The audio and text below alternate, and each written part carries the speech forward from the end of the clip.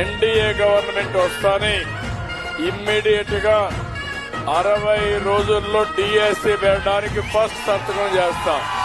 వచ్చాడయ్యో నింగి సుక్కలతో బరుగెత్తింది భూమి ఇచ్చాడయ్యో